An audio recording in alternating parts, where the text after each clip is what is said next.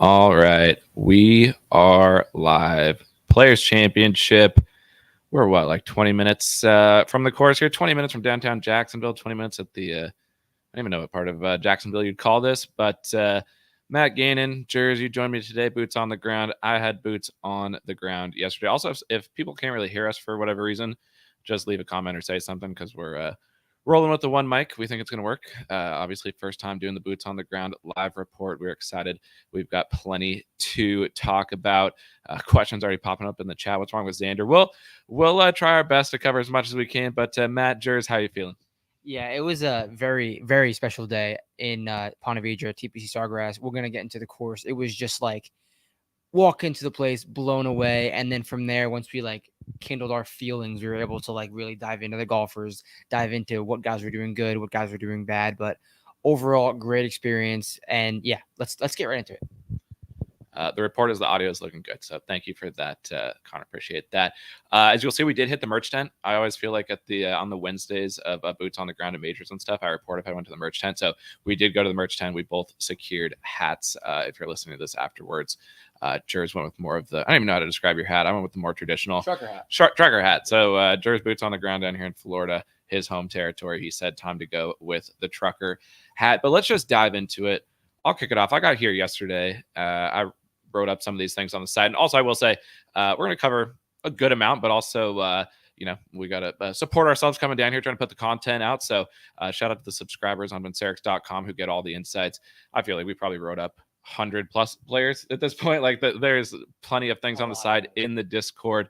I will also say that, and I say this, I wrote this up on the side. I say this every single time for boots on the ground. Like, we're going to give takes on the players that we saw. We're going to say guys that we thought looked good, guys that didn't look good. More often than not, my history is that turns out to be true.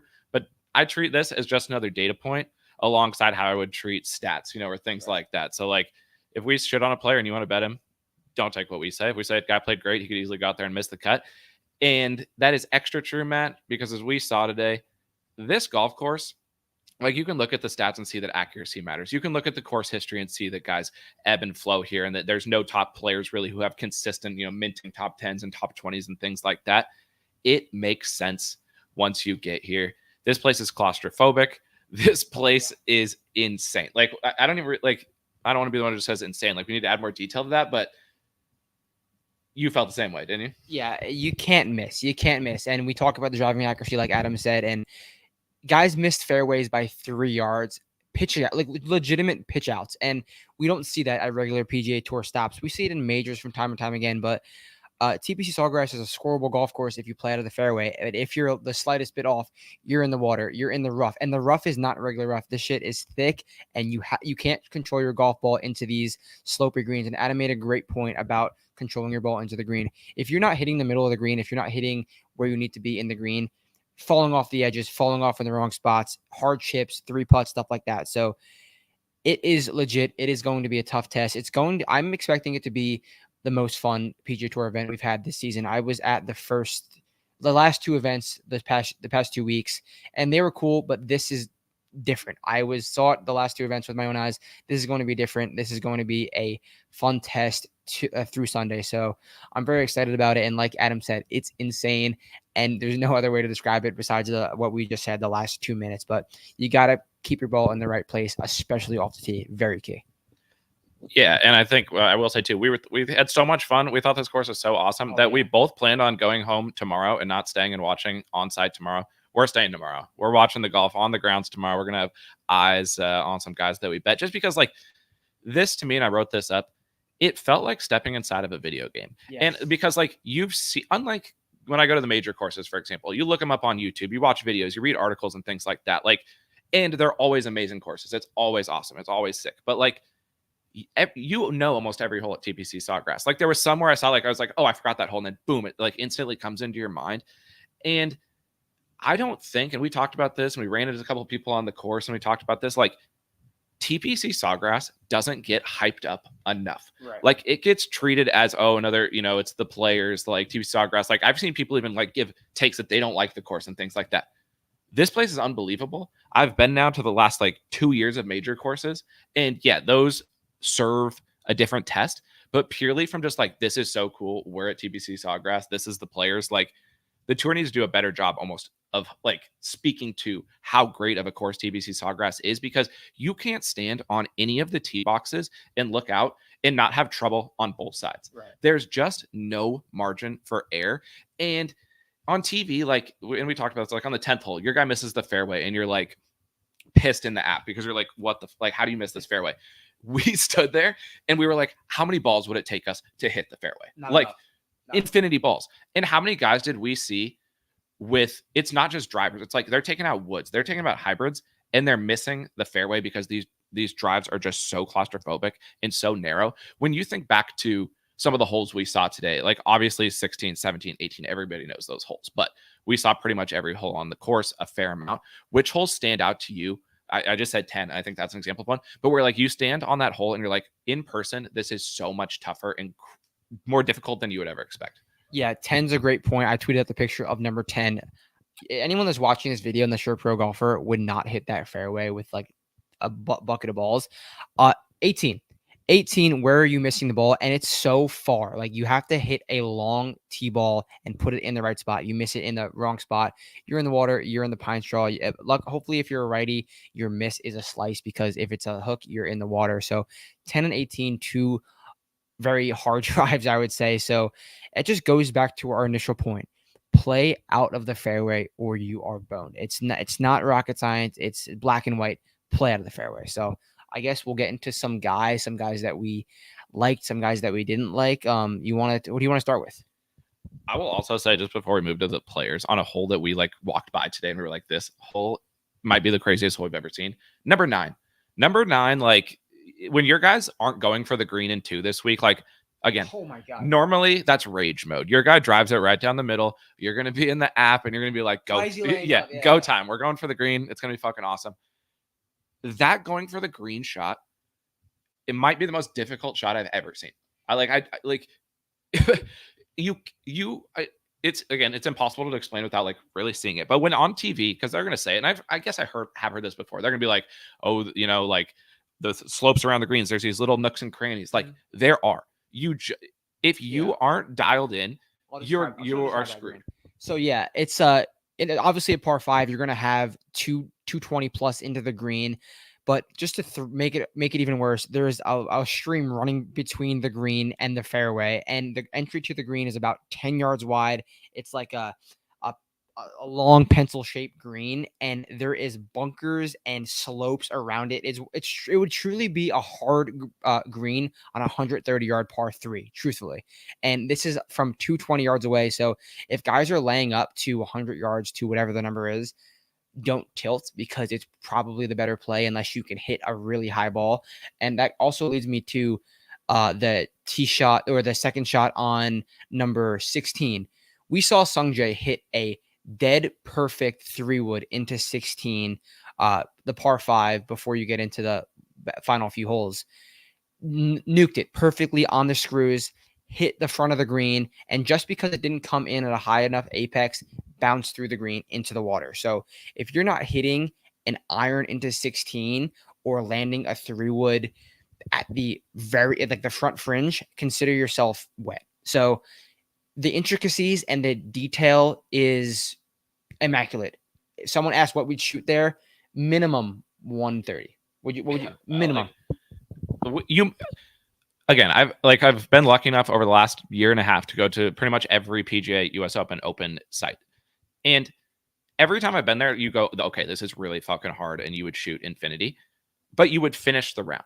Right. I genuinely don't know if I could finish. Like, I'm a lefty with a slice. If you're missing left at TPC Sawgrass, don't even come to the course.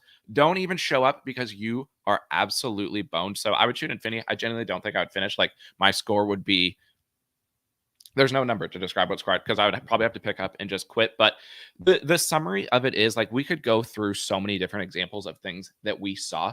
But the summary is, if you're not dialed with every club in the bag, tee to green, you're done. Like, there is too much trouble to get by with like something glaringly wrong with your game. You just have to keep the ball in play. And I've never been to a course where I felt that distance mattered so little. Right. You know, like this is kind of an exaggeration, but not really, in the fact that like you could watch Brendan Todd play and you could watch Rory McIlroy play and you could go, these guys both can attack this course. Mhm. Like Without a doubt. you go to a place like LACC and you're like, Brendan Todd, just leave. Like you don't even need to be in the tournament. It doesn't matter. And for me, that was like, you see that in the stats. We're not saying something that you couldn't necessarily see in the stats. We're just confirming that the eye test matches the stats. And when we saw last year that this was the hardest or the biggest penalty for missed fairways in Sawgrass history, like in the last 6-7 years, yeah, it's very likely going to be that again, if not more difficult. Now, with that said, I still think scoring, like guys are going to have reasonable scores. Minus 15.5, I think, is the over under. And before I knew what the over under was, I was thinking minus 15. I'm like, that sounds like I'm just making it up, but that's generally what I was thinking. You can score. You can also get boned. There's going to be, like we said, there's going to be big scores, but guys are still going to have the ability to go low. The greens are soft enough, but you have to be in the fairway, and then it's about controlling your ball from there. Yeah, I was literally going to say exactly that. We're going to see 65s, and we're also going to see 75s and it's going to be without a doubt. Because if the margins are so small and the ceiling and the floor are so wide, the greens are very soft. Guys were hitting 7-irons from the fairway and stopping on a dime. Like, this is probably not going to be the case on Saturday and Sunday, but early tomorrow, maybe into Friday afternoon. But might get a little windy Friday afternoon. Guys are going to be hitting longer clubs and they're going to be sitting on greens. With that being said, if you're playing out of the rough, you're boned. You have to chip out, or you're not going to be able to stop anything on these greens. So that basically, I feel like, wraps up the course. Yeah, 100%. So excited for it. We will be there tomorrow, get to watch some action in play. But from course setup standpoint, the PGA Tour can set it up exactly how they want. If somehow, some way they don't get an exciting tournament out of this course, then they fucked up the setup basically, because the conditions are perfect for having this course play exactly how TPC Sawgrass should play, to reward the players playing the best and punish the players who aren't. And at the end of the day, that's all we can ask for in a golf tournament. But yeah, let's get into some of the players. And before we even get to like necessarily how someone was playing, I know people are probably jonesing over there to like hear how guys are playing, but I'm just going to say that like we noticed something today with golf fans in general that I think we have to discuss, just because like it ties into everything that's going on in the world of golf and the PGA Tour. And I've seen this now in pretty much every practice round that I've been to. Golf fans only know, and I'm talking about the average golf fan, the person who's only going to one tournament a year, they're watching maybe on TV. It's like, if you're watching this, basically it doesn't consider you. Not you, but like they only know 3 players: Rory McIlroy, Justin Thomas, or 4 players: Ricky Fowler, and Jordan Spieth. In these practice rounds, Rory's practice rounds are multiple people deep.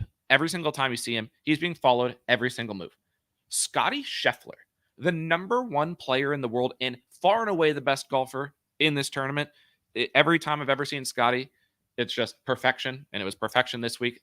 If he wins, obviously no surprise, but even extra no surprise after like seeing how good he looked this week. But no one is following Scotty Scheffler. Yeah, me and you are watching Scotty Scheffler from point blank range. Well, every other person is doing it. We walk around and they're going, "Where's Rory? Where's JT?" The number of times I heard, "Where's Ricky? Where's Spieth?" Like that to me is a problem for the PGA Tour, because like you need your stars to shine, but you can't. Everybody we described as the average golf fan is living like 6, 7, 8 years ago. Yeah. And that kind of sucks, because there's so many awesome players out there and everybody's just congregated on those few guys. And well, that being said, I don't blame any of the golf fans. It's the golf channel. It's the golf media's fault. We turned on the golf channel right when we got home. The whole entire round was about Rory's practice rounds, Rory's iron field, how Rory was feeling. And as much as it's annoying for the golf fans to just care about these few players, it's so much added pressure on Rory, and for no reason. Rory has to do everything perfect. And while he is the star, while he is the face of the tour, that's not fair for the product. We need to get these new guys on camera, on doing other things, because everything is about Rory. And like Adam said, we followed so many guys, got big names. Like he mentioned Scotty, Sam Burns, anyone we wanted to see, we were right next to him. But if you wanted to get near Rory McIlroy, who was hacking it around, he was hit, for example, on number 5 or 4. Was it 5? Yeah, 5. Sliced his tee ball into the right bunker, hacked it out maybe 120 yards, and was 50 yards short of the green in the palm trees. Looked horrendous. And then he hit a second ball from the fairway because it's a practice round. You can just drop, do whatever you want. And everyone's clapping for Rory McIlroy. Like, it's not like he's some circus act who's a golfing savant who is doing everything perfect. Like Scotty Scheffler's right now. It's because his name is Rory McIlroy. And that is a problem. It's frustrating. Yeah, and we just bring this up. We brought it up in the context of Rory because, like, Rory has so much more pressure on him than, like, Scotty Scheffler does. Yeah. Scotty Scheffler not only is the most skilled golfer on the PGA Tour, he genuinely doesn't have the most pressure, like, on site. And genuinely, I would say in the media, too. Like, it's always, what is Rory doing? And then when you're on site, it's like JT, Spieth, Ricky, all the guys who are great at golf 5-6 years ago. On site, that's genuinely where the pressure is. And it's great for Scotty because he can just patrol around, go through his practice. No one's watching Scotty on the putting green. Like 4 people maybe are watching Scotty on the putting green. Yeah. And if that was Rory, it would be on the putting green. Yeah. It'd be 10 deep. Truthfully. Yeah. and I wouldn't be bringing this up if I hadn't also seen this at every, like, practice round that I go to. And it's insane to just say that because, like, Rory was definitely struggling. Yeah. Oh, yeah. 100%. There's no doubt about it. And I have to mention this, a Vic lap, that on the pod on Monday or Sunday night, I said Rory's too dialed with the driver. It's affecting his iron swings. What has it turned out? Rory has said this himself, and we saw that. The irons are out of sorts. If he plays well this week, it's going to be off the tee. Like, he'll make a million putts, and he'll get in. He can get into the mix. Yeah. But I would be extraordinarily surprised based on what we saw if he can overcome what the stats are saying, which is that his ball striking is bad. And, like, at the end of the day, that's kind of what boots on the ground is for. It's combining what the stats say. And then if you see a guy who's struggling on approach, and then with your eyes, he's struggling on approach, it doesn't give you confidence that you can solve that thing, versus somebody like a Tony Finau who is struggling with putting. And then you see him doing something new, putting better. And it's like, okay, if I wasn't here, I would have no reason to believe that these stats could change. They still probably won't, but you see these things. So, like, I would just say, Rory's stats say that his irons are bad. We didn't like Rory coming into the week. There's nothing for me to change my mind on Rory. Yeah, want to lead that into someone whose stats are saying one thing and the eye test is confirming. I'm talking about Colin Morikawa. What was last week? Colin Morikawa shot an 80 at Bay Hill. So Adam and I are just out there watching our guys. We see Colin with his coach in the fairway, probably 100 yards back of his playing group in who's on the greens. He's throwing his arms up. He's like doing swing feels, doing this. And we're like, all right, like, what's going on with Colin? We see it goes on for like 5 to 10 minutes. Like, most guys will come and chip and put on the green. Completely skipped it. And, like, so this is on the front 9. I've never seen a player in my life, not that I've been to every practice run, not even close, but, like, no one goes out and plays the front 9 and then goes and plays the front 9 again. And later in the day, we're standing by the front 9. And who do we see again but Colin Morikawa? We see Colin Morikawa playing 3 balls from the fairway. Every single shot he hits, he's talking to not his caddy, his coach, about his swing, about doing this. And then he gets on the next tee. Whether he hits a good shot or not, he's hitting so many balls. I've never seen a player grind so hard on and around the green like I've saw Colin Morikawa the last 25 minutes of the practice round. And that also kind of goes into the Rory McIlroy thing. Like, Rory McIlroy was playing golf at the moment where Adam and I it was me, Adam, and Colin Morikawa, and nobody else. Truthfully, nobody else. We were able to just do that. And Colin Morikawa is a star on the PGA Tour, but everything's about Rory. Those are 2 separate things, but I just wanted to say that it confirms what the stats were saying about Colin Morikawa. It's not great right now, and the eye test that we saw today feels like it confirmed that.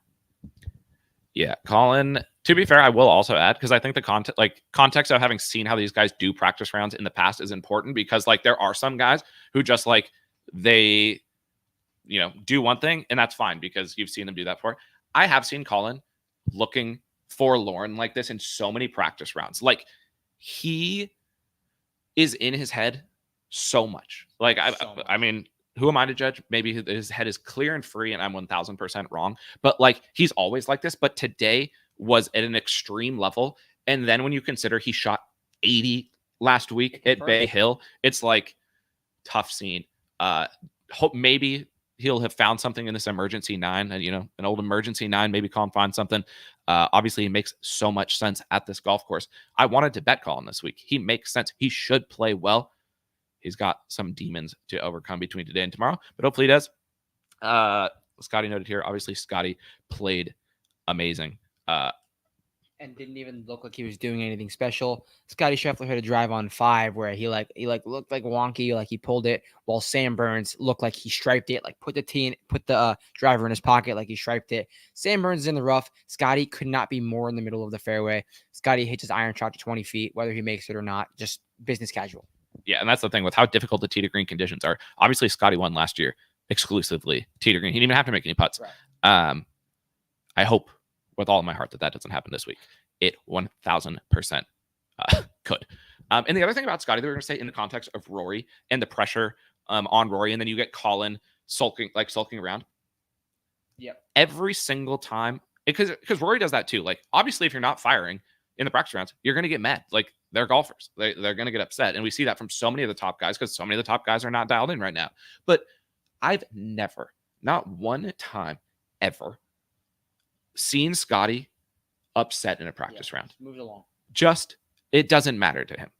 He knows how much better he is at golf than everybody. And what is there that he could practice in a practice round that's going to fucking matter?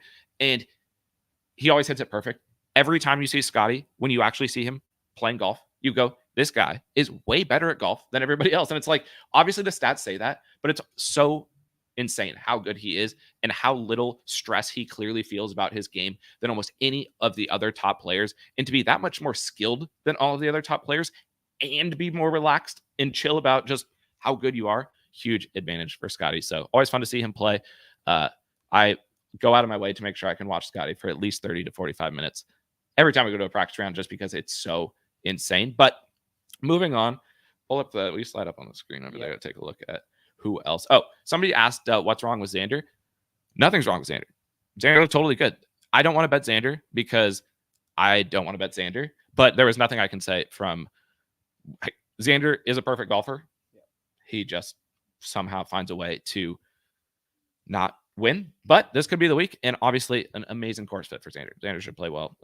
He should be in the mix, but Viktor Hovland, that's the next man on the odds board. And we have to talk about Viktor Hovland. You had a tweet. People probably saw it. Yeah, it's doing some numbies, but that's because it was insane.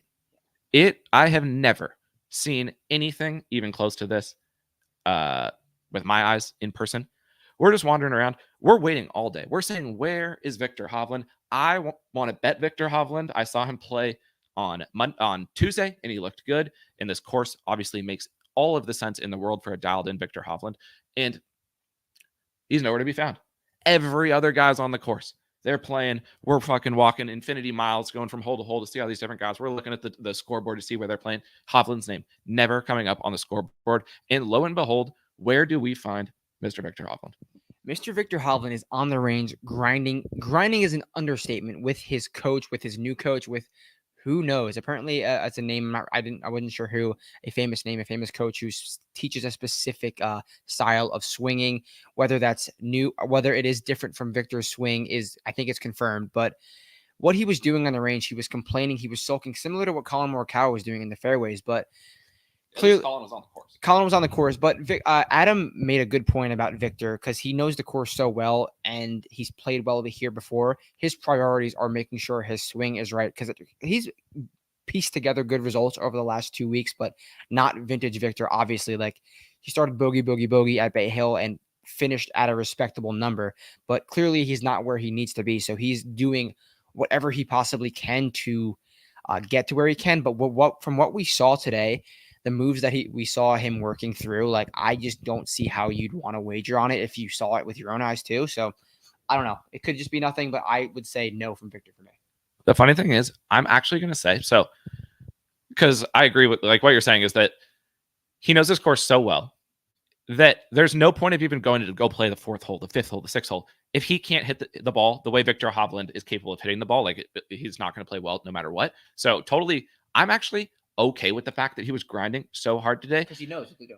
And I'm not betting him. It made me not want to bet him ultimately. And this is true for both of us. And we'll just talk about this now. After seeing all of the top guys, yes, it became so clear to us, at least, that we'd rather have bigger cards with more guys on them than go for the names at the top of the board who, when you're watching with your own eyes, are doing nothing better than guys who are 150, 200 to 1. And it's like so hard to bet those guys when you're seeing something like that. I'm just going to say that. But the reason I bring that up is because Hovland, like, I didn't end up wanting somebody from that range of the board, but actually, I think he plays well. That's going to be my take. Like, I think we saw all this crazy stuff. He looks like he has no chance. I think he could surprise. Like, I'll take the opposite side. Like, what would you say finishing position based on what you saw? Like 17 and a half, maybe 14 and a half, like around that range. See, like, yeah, I mean, that's high. So I would say top 20 was like what I was going to say, but like, that's in the realm of like what you're saying. But yeah, like, you're just saying outright perspective. You can't bet a guy at 25 to 1 based on when you see him grinding them. He's like in the top 5, 6 of the odds board. I'm saying I don't think he should contend. He's going to contend based off what I saw, but I feel like he will play well because he's grinding and trying to itch out those kinks. Max, solid. Nothing. Also not solid. Really. Talk about the chipping for Max Homa. Like, he could not chip out of that Bermuda. Oh yeah, ugly. The juror said Max couldn't chip out of the Bermuda. Confirmed. Confirmed. We saw the stats confirmed again with the eye test there.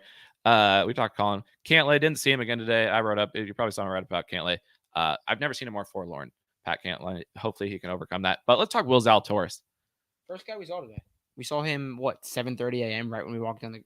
Will was already on like the 14th hole by like 7:30 in the morning. Zal was up early. Zal was in business mode. And who was he playing with? Tell me who he was playing with. Zal was so focused that he was willing to play with Peter Malnati at 7 in the morning at TBC Sawgrass because it doesn't matter to Zal because it's game mode. And what was Zal not doing? Zal was not hitting 1,000 chips around the green. Zal wasn't putting 400 different places on the green. Zal was hitting his ball down the middle of the fairway. Then he was hitting his ball onto the green. He was putting his ball either into the hole or up next to the hole. He might hit a couple more putts, and then he strolled onto the next hole because he knows his game is dialed. And why does he need to fuck around with all these little things when he can just stripe show it every time? And you're a Zal guy. People who listen to the pod, who read your stuff, will know you're a Zal guy. Like, what was your take on what you saw from Zal? Yeah, coming from the person who invented Will Zalatoris, I think he is surely live this week, and as he should be. Everyone's on him. He's a good number, and he's one of the top 15, 20 guys in the odds board for a reason, playing great golf.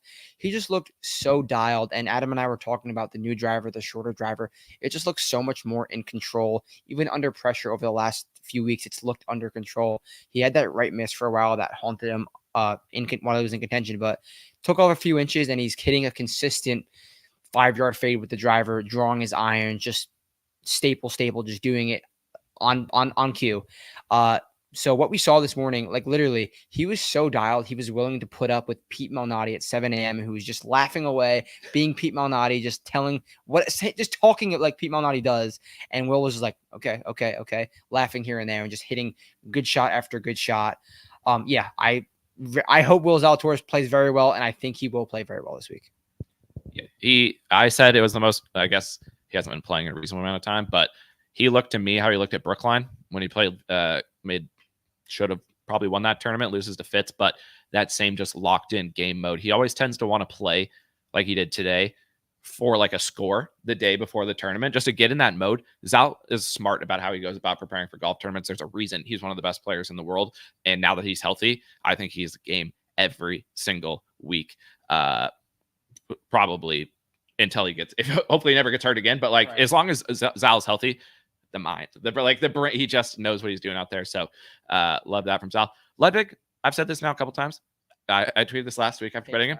I think the stats for Ludwig are rigged. I think his strokes gained off the tee numbers are some sort of like plant by the PGA Tour, because I will say people really like Ludwig. Ludwig is very popular, and Jake Knapp is really popular. So the people are pumping them up. Also, Jake Knapp off the planet. We just got to see him hit 2 drives that on 16, one so far right and one so far left. They had to have been 100 yards apart. This was Jake Knapp final round Mexico Open that we saw today. But anyway, back to Lud in the rigged off the tee stats. I've never seen him hit a fairway in my life with any club. Has he ever done it? I don't know. Like, he was hitting irons. He was hitting woods. He was hitting his driver. None of them in the fairway. And same when I bet him. Every time I open the app, he's in the rough. Are his stats rigged?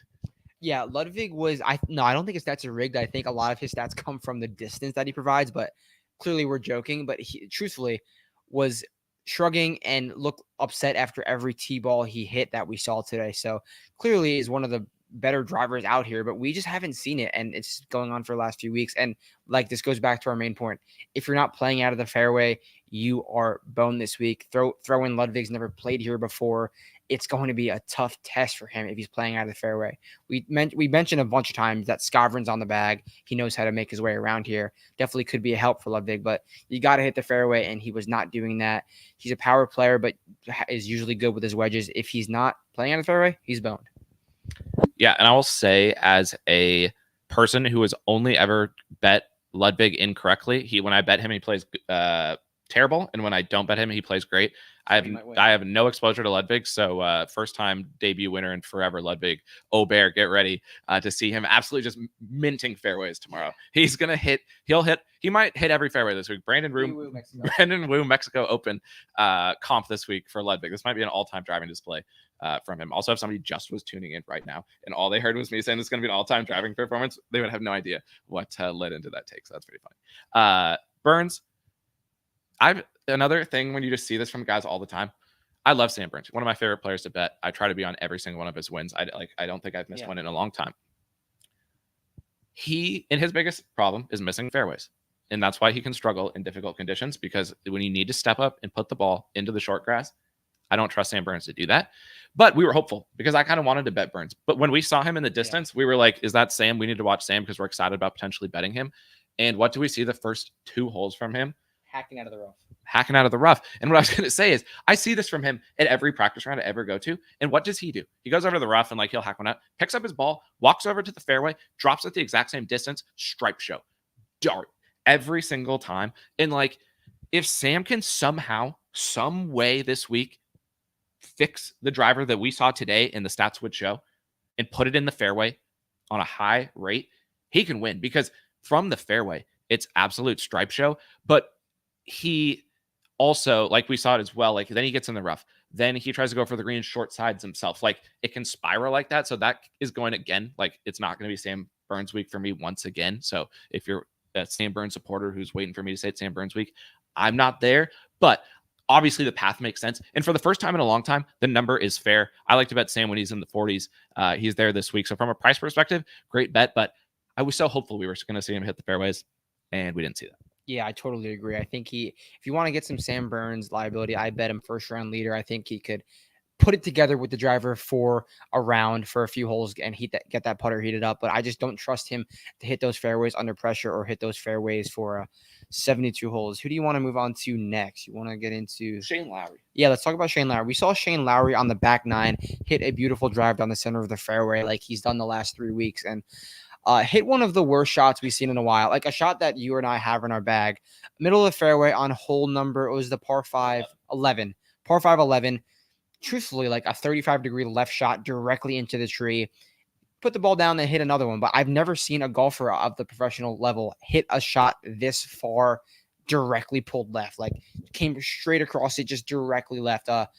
So Shane Lowry being a very chalky golfer this week, I think he has too many holes, and you're buying him at his absolute peak. This is peak Shane Lowry pricing, peak Shane Lowry form. If Shane Lowry goes 2-3 win, I think you get beat. I don't think you can do it at this price point, at this form. Yeah, and you're saying it mainly because you were saying this from the price point, not necessarily from the fact that he hit this wild shank. I will say there is one player who consistently hits shanks, and that's Davis Riley. Every time I see him, this guy's hitting it off the planet. Unserious golfer. Should no longer be in the signature events. If I was made commissioner for a day, I'm removing Davis Riley and his Zurich victory from the signature events. I'm keeping Hardy in the events, though, because Hardy looked dialed in this week. Long iron savant. You never know. Nick Hardy could play well this week. Tommy Ladd. Windy, just confidence from Wyndham. We didn't see him hit a lot of shots, but there's a reason that Windy C is Windy C. The dude just patrols around the course in the same way that Brooks Koepka patrols around at major. When you see him, the dude doesn't matter the course. He doesn't care. It's not for me from a betting perspective this week. I don't think it's a good course for him, but the vibes, yeah. Windy, confident, strong. So shout out Windy. Yeah, let's talk Teagues. Let's talk Teagues because he's a guy we both like to bet. Yeah. he's a guy that when it gets to 80-1, Teagues, you like with how well he's been playing in big events. We had eyes on Teagues a healthy amount. I saw him yesterday. He is striping the driver now. Like the driver looks so much better for Teagues. It's honestly a weapon. He's honestly one of the best drivers out there right now and has shots off the tee that when he executes them, absolutely fantastic and great for a place like this where you can work it around off the tee. Obviously, he's not afraid to hit any types of shots. I also saw him yesterday miss the eighth, a par 3, by 50 yards to the left. 50 yards to the left. And you don't see that very often, even in the practice rounds. But then again, today you saw him. So give me your take on Teagues. And then since I saw him for 2 days, I'll give my take on Teagues and see if they align. Yeah, we followed him for a few holes today. He hit a great drive on one of the holes, and the next hole hit it about 35 yards left and hacked it into the trees. I tweeted it out. He tried to hit a miracle Thigala recovery Spieth X shot and drilled the tree. Like we heard the tree clank. So you know what you're gonna get from Teagues. You're gonna get excellent, great holes. You're gonna get eagles probably, but you're also gonna get that double or triple, which can easily like derail you with all the trouble around you. Like if he's absolutely perfect with the driver for 72 holes, he's probably gonna win the event. Like no lie, but there's just too much trouble, and he is such a volatile golfer that wants to hit that perfect shot that I don't know how it's gonna hold up on a golf course that's very troublesome for 72 holes. So, what's your take? Yeah, I think I agree with that. Like it's too volatile. He's a first round leader type of guy. Yeah. Always, like every week, Teagues is a threat for first round leader. He tends to like obviously doesn't always play well in the first round, but when he plays well, he usually plays well in the first round, and it's just too volatile. But he's so good at golf. So good at golf. The iron shots, like obviously his iron stats are inconsistent and not great, but that's because he hits too many like off the planet, just bad iron shots. But man, when he flushes it, it is so pure. Like you talked about hitting it at 16, that Sung Jae, because he hit it on a low trajectory, couldn't hold the green. Teagues threw an iron to the moon and almost put backspin on it from like 200, 225 coming down into this tiny green. Fantastic shot. So like sick, but high risk, high reward. And people are asking like about other players. And obviously we can't cover everybody on this podcast, nor do we want to, because like, again, how many players did we write up on the site? 100 plus. So much. And we got the Discord as well. So if you want to shoot messages about like guys, obviously we'll try to cover some of them. But obviously we can't talk about everybody in an hour. And then obviously if they're on the site as well. So, one guy to talk about, we'll tell you the guy that we saw flush the most shots on the course. He's a man who, if you are sitting there thinking, who are they going to talk about? You might actually be able to come up with it, because this guy's stats speak to a guy who flushes it. Jers, who was that? Old Jagerbomb. Steven Jaeger looked confident. He was playing with Ricky and Ludwig, a group that garnered some eyes, and he was easily hitting it the best and easily looked the most confident.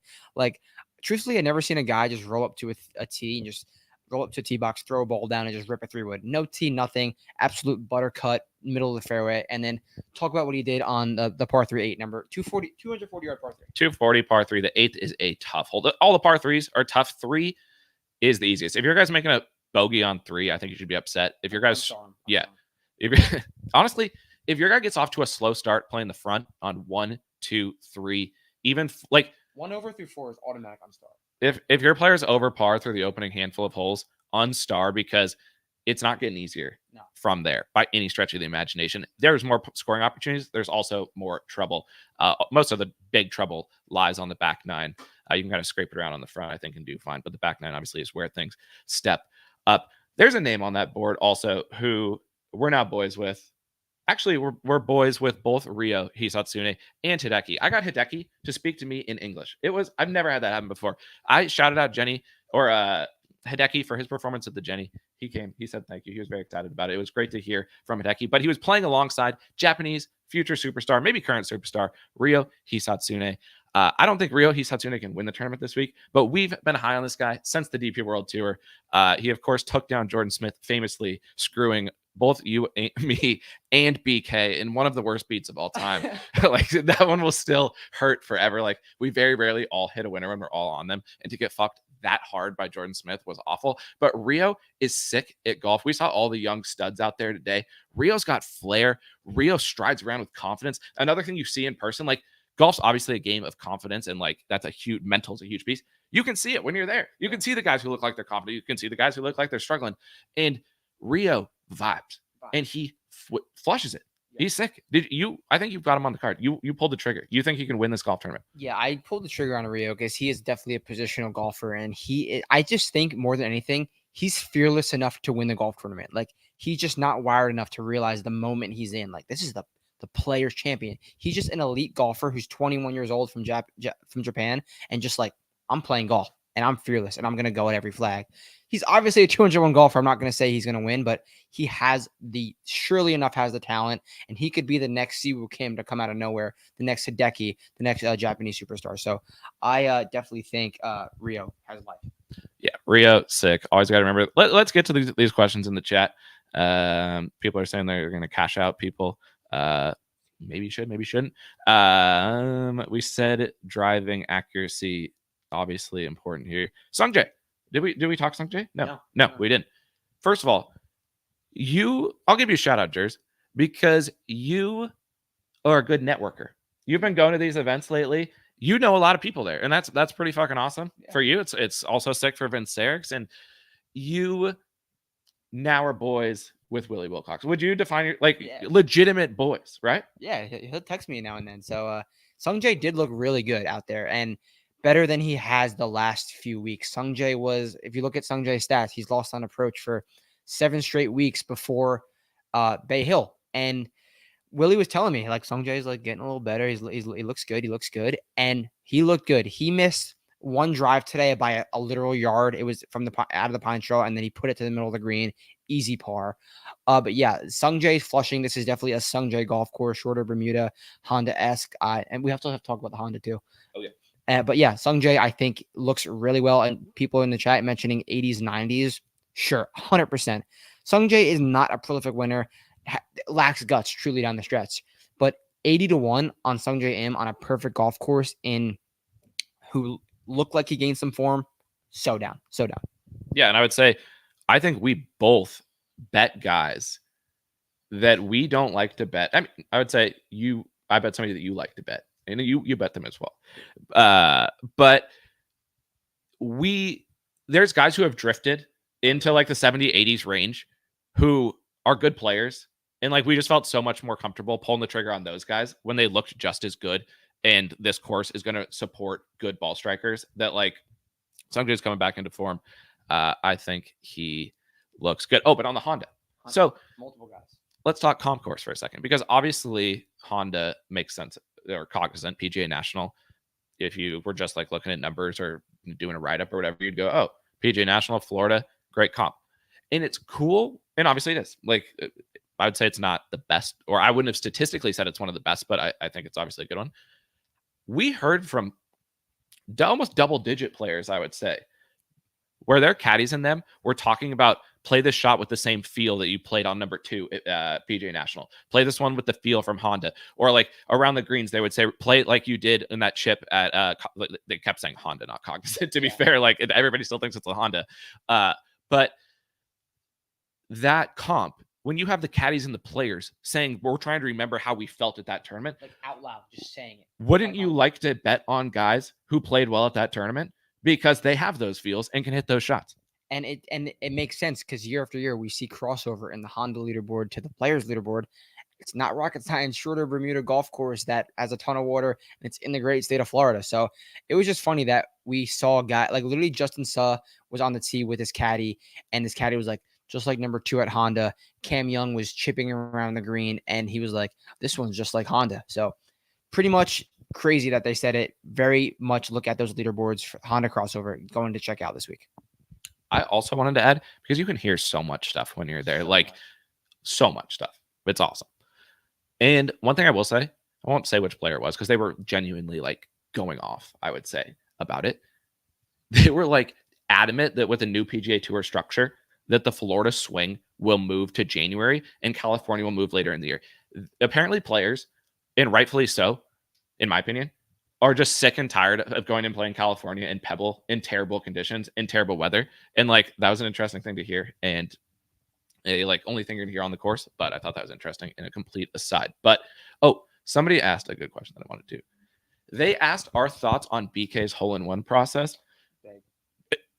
I like BK's hole-in-one process. When I was on Tavern Birdie with BK for, I don't even remember what tournament it was, somewhat recently. I told him I respect his first round leader process. And for that reason, we also support his hole-in-one process. Yeah, the hole-in-one process is huge. Everyone knows you have to have a hole-in-one card for any big event. Who is it that we liked for the hole? Oh, Hayden Buckley. Hayden Buckley does back to back. We see winners go back to back here and there, but we don't ever see hole-in-ones back to back. And there's never been a defending champ at the Players, or at least for not a long years. But Hayden Buckley back to back hole-in-ones. Put it on your card. He's hitting it on 17. Other guys that I liked for a hole-in-one. Let's list off a few guys that we liked for hole-in-ones. This is a guy that I think you should always have on your hole-in-one card. Alex Noren. Yeah. Noren's rehearsal that he does on the course. I've never if you watch Noren, you'll know what we're talking about. Like this really intense rehearsal that he does on course. He does it like 5x more aggressively, and you're like, this guy will be lucky not to shank every shot, and then he hits every shot perfectly and just stripes it. Yeah, I like Siwoo hole-in-one card because he's just going to go at every single flag. Fearless. Rio as well. Rio hole-in-one would be sick. Who else? Hold on. Keep it right there. I like this range. Go back up. Oh, I'll talk about Tony Finau. Yeah. I need to talk about Finau. So I tweeted this out.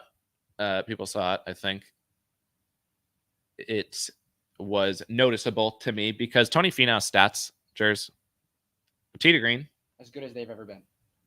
Dynamite right now. Tony is striping the ball. He's had so much power. Like he's finally starting to use that alleged secret like gas tank of power that Finau has, that every time they show up at Finau, they're like, imagine if this guy swung it like John Daly. It hit 800 yards. But he never does. But he's starting to use it this year. He's flushing it. And then in person, and this has been true, never been more true than it was of Wyndham Clark at the US Open, when I said, this man is hitting the ball differently than every other player in the tournament. I won't say that Finau was hitting it that good. No, like he wasn't. But he was hitting it fantastically and right near the top of the field. And then I see him first green. I'm like, whoa, that looks way different. What is going on with Tony? And then I see he's got the left hand low. And I see that putter sitting flat on the ground instead of having the nose pointed up in the air. And I see the ball rolling much more smoothly. And I go, is he going to make his putts? Can he win the Players? No, it's Tony Finau. But does it look a lot more like he can doing it this way? Yes. And then I see him on multiple different holes make 60 footers. And I'm not making this up. Like people are probably listening like, oh, I have no reason to make it up. That's what he fucking did. And like when you see that, it's like, I have to bet him because if I didn't and he won, I would be so angry that I have to bet. And then you see his odds.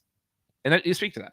And yeah, so Tony Finau, the subtle changes are confidence boosters. We talked about Scotty Scheffler all day today. Like whether or not the mallet was really the problem, it's just a confident.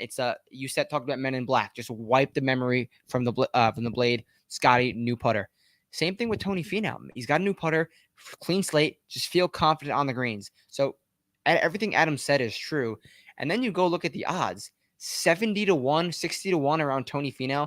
That is absurd in some insane tee to green form.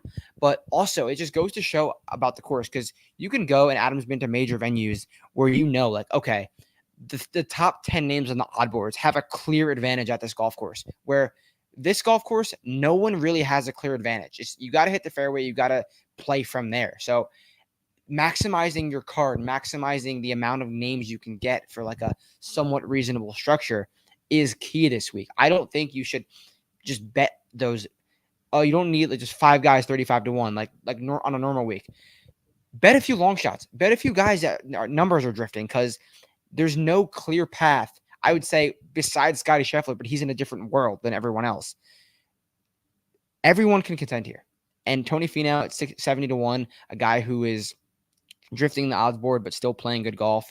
New putter in hand. Let's go. Someone asked about Nick Taylor and Adam Hadwin.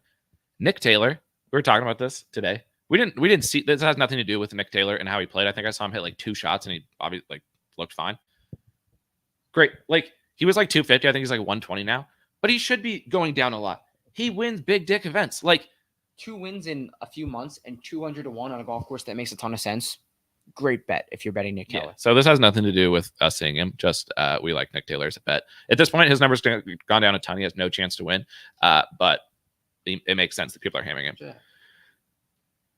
How does what does it say? Oh, how does Ponte Vedra Beach compare to the great Rochester, home of Oak Hill? I hate to say we haven't had the chance to experience Jack's Beach. No. We've been hearing some things through the grapevine that if we really are going to assess the situation, we need to get to Jack's Beach. So we can't give a fair assessment. Jacksonville is a very sterile place, I would say. Like living in New York, this I feel like nobody lives here. Like where are the people at? Like it's like what's going on here? But in Rochester was the same way.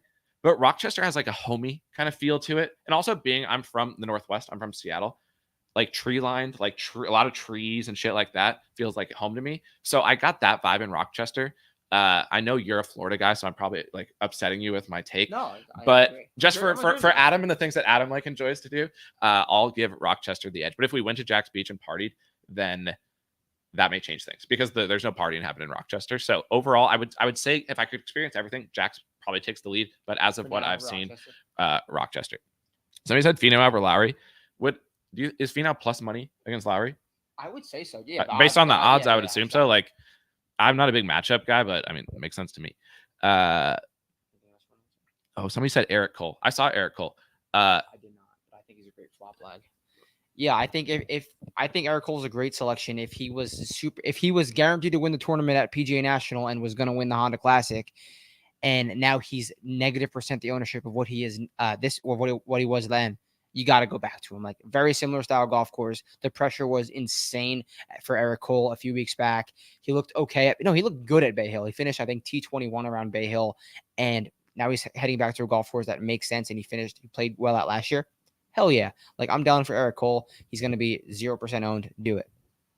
What I will say, I already talked to Nick Hardy a second ago. And obviously Nick Hardy is so much more likely to miss the cut than make the cut. Like if you do anything, bet like big betting related on Nick Hardy because about what I'm about to say, don't fucking do that. You're dumb if you do that.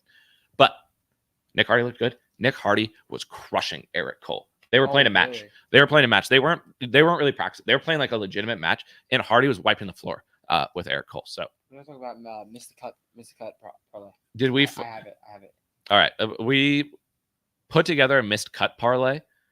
Guys that just can't make the cut. We have no idea what these odds like. We didn't even necessarily parlay it yet because we don't know what these odds are. These are guys that came to our mind as guaranteed miscuts. If there was if Zach Blair makes the cut, shout out to Zach Blair because what did 7 T-balls on 7 T-balls.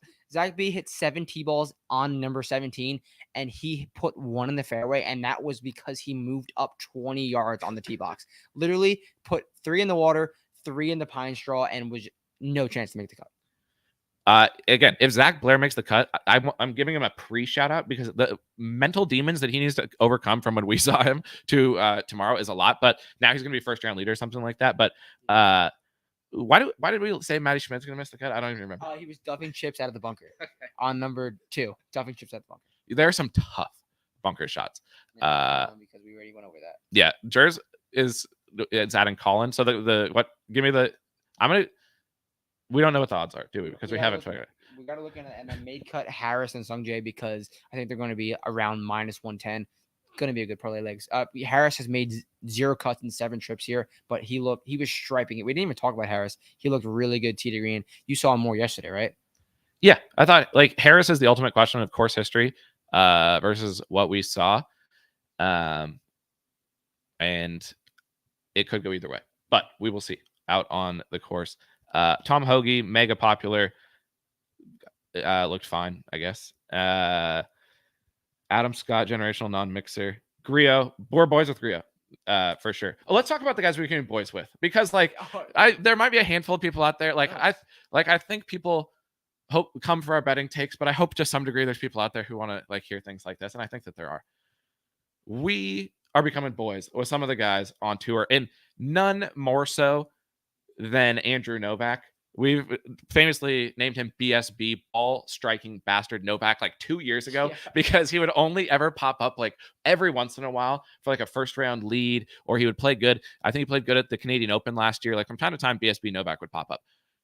You started to befriend him before the season. Yeah. Before he barely kept his tour card. Novak was cooked. It was over for BSB Novak. He was going to the Corn Ferry. Now he's having a career 3 straight top 10s, a legitimate like player in this tournament, like with how he's been playing lately, and you're legit boys with him. Yeah. And so is BK. Like you're boys with BSB Novak. How did that come about? And like, tell me what we saw from him.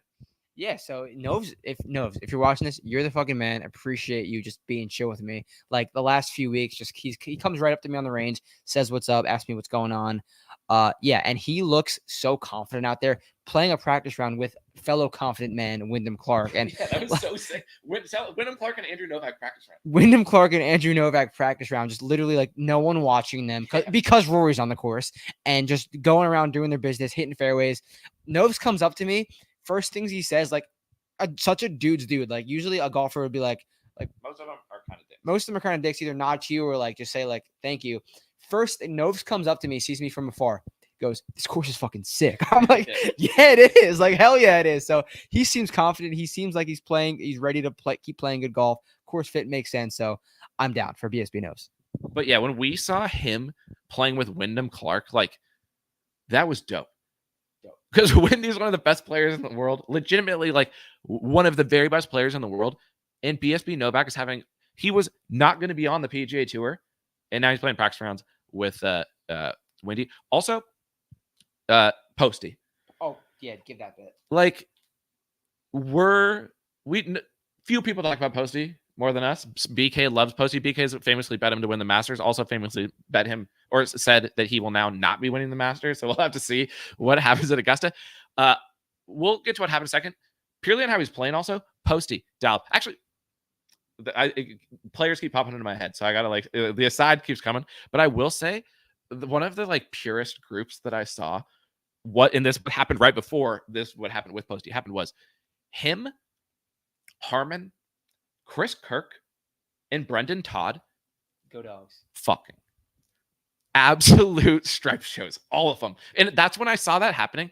Brian Harmon, JT Poston, Chris Kirk, and Brendan Todd playing better than like Rory McIlroy and like all the other Cantlay, like playing. If you watch Cantlay play golf and you watch these guys play golf, you would like be like, why is this Cantlay guy on why is he doing out here? Don't these other guys win every fucking tournament? And so that's when I saw that happening. I was like, anyone can win this tournament. Like, this is insane. So I'm watching them play. Chris Kirk hits the second best shot of the week behind Stevie Yeggs and absolutely stuffs one on 16 into the wind. Unbelievable shot. Insane. They finish out the hole. I was going to say, great shot, Chris, and wish him luck. But he's legging back. So I see Posty, and I always give love to Posty. Every single time we go to practice round, I'm giving love to Posty. I say, what's up, Posty? Posty stops his walk to 17, the most famous hole in golf, turns around and comes and chats me up and asks me how I'm doing, how's life, and shit like this.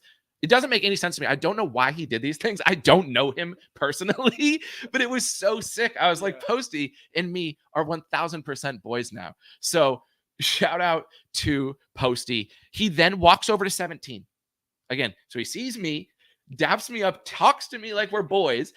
3 different people in the crowd turn to me afterwards and go, how'd you become friends with him? And I'm like, I don't think we are friends. Like, I don't know. And then he goes over to 17 and sticks one to like a foot, tap in, legit tap in birdie. He like took his putter and just taps it in. So Andrew Novak and Posty, Strokes gain vibes. If they win the tournament, it would make me happier than anyone I bet or would ever bet, because we're now boys. And when it comes to bets versus boys, I'm supporting the boys out on the course. When it comes to that, a name that's showing up there, Keegan Bradley.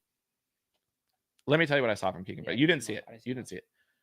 I've been betting Keegan a lot. And so I'm biased about Keegan, because if Keegan were to win the Players after I've been betting him so much, I would be pissed. But I bet him first round leader.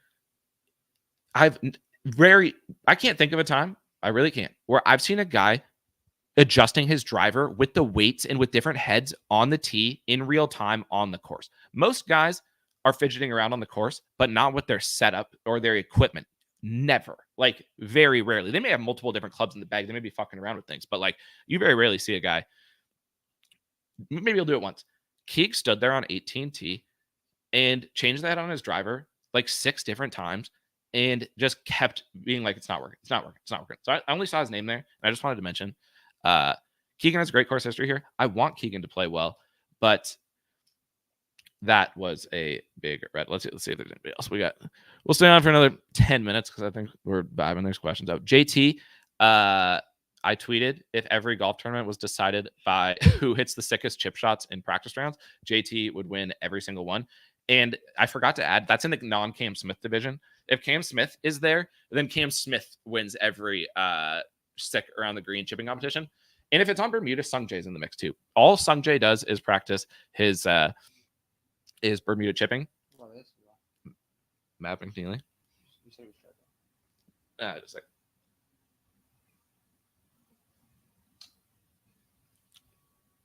But hold on, we were talking Mav. I said you can mention him because you said it was striping. Oh, striping? Mav, yeah, for sure.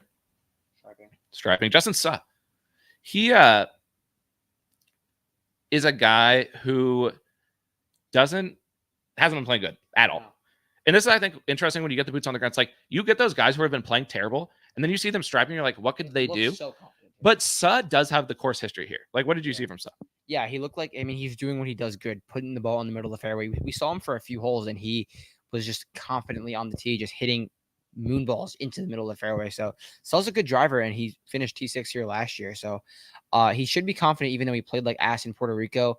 This probably is a better course fit for him. I think he's a better in difficult conditions. So, yeah, solid confident if you want any action at a very low price golfer. I greatly regret not seeing Kevin Yu because Kevin Yu, statistically, legit, ball strikers course, Kevin Yu. I wanted to see him. It did not get eyes on him. We saw Webb Infinity Kids on the course. We talked to Tommy Dietrich. Maybe. He may be playing the Soudal Open in Belgium. Jer's obviously a big fan of Dietrich. If you're waiting to see if Tommy Dietrich will be playing in the Soudal Open, TBD. We will see. We saw the caddy contest. Guys hitting shots into the par 3.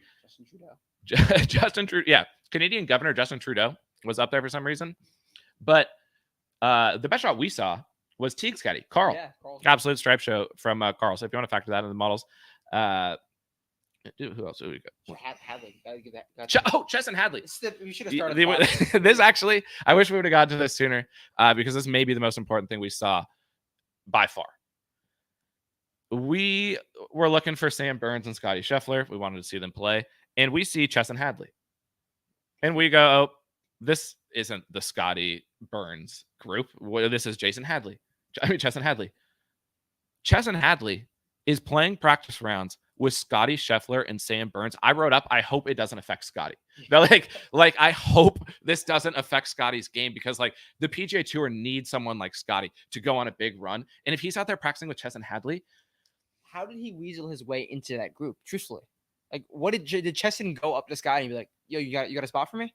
Like, and Scotty's probably like says to Sam, like, "We can't say no," and like he's just there playing with Scotty and Sam. Don't ask why, but it was hilarious to see. Here, scroll back up to the top. All the way? Yeah. Let's see. Oh, Decky. I said we talked to Decky, but he also looked fine. Like health-wise, everybody always asks how Decky looks. Not that I think it matters how he's going to play, but he looks fine. We really wanted to see Siwoo. Didn't see Siwoo. Price is tough on Siwoo. Course fit, great. Stats look great, ball striking wise, but we didn't really get to see him. So no real boots content from Siwoo. Minwoo flowchart, didn't see much Minwoo. We talked Ben on. We talked Hoagie. I feel like somebody said Henley. We didn't see Russ. Unfortunately, we wanted to see Russ. Matt Fitz. Not for me. Tom Kim. We saw Tom. What's your? So we've been skipping around, obviously. I mean, we just have things popping into our head. It's hard to remember all of this shit. We said we were going to take notes and try to keep it somewhat organized. I think we've done okay in that area, but people seem entertained. The numbers are what they were when it started, so people are hanging around, so that's good. But we're close to wrap up here. But I think Brian Harmon is a good type of guy to end on because Brian Harmon is mega tipped this week. BK, our friend, he's on Brian Harmon. BK always betting the most hit player. He says he's not going to, but then he does. Which that's fine. He invented Brian Harmon. Like if it's Brian Harmon week, nobody should be on him more than BK because without BK, Brian Harmon's not an Open champion. He looked so good to me. He was hitting every shot perfectly. I chatted with him where I'm also boys with Harman now. Like, Harman's gone from somebody who I didn't, when he would show up on the TV screen in a tournament, I was like, get Harman the fuck out of here. Like, I don't want to watch him play. Now, when I see Harman, I'm excited. I'm happy because he won the Open. He went over there. They were mean to Brian Harman. He fought him off. He won. He's a great guy. And then in person, he's super nice. He's striping it. You are the most tipped guy. You say most tipped. Is this right or wrong? What is your final before the tournament stance on Brian Harman as the most tipped player this week and someone I personally saw striping it? Yeah, you said you personally saw striping it and he played well last week, but how well did he play? He had a great round on Friday and then you truthfully couldn't have ejected quicker on Saturday morning. So, yeah, I think I got to be out on Brian Harman. Clearly, these guys are great and can turn it on in a week, in a round, but I don't know why you'd want to bet a guy who was 150-1 and got hammered all the way down to sub 100 and is clearly the most popular golfer of the week. Course fit makes sense, yeah, but before that, the form was kind of wonky. I don't think you should do it, truthfully. Brian Harman, no go. Cheers. Brian Harman, no go. But yeah, we made the executive decision to get boots on the ground tomorrow for tournament days, which means on Sunday night, we'll probably pod Sunday night, like with the players, and we'll get that out and we'll talk about what we see also on Thursday. Obviously, it'll be on Twitter. Big day for you on Twitter.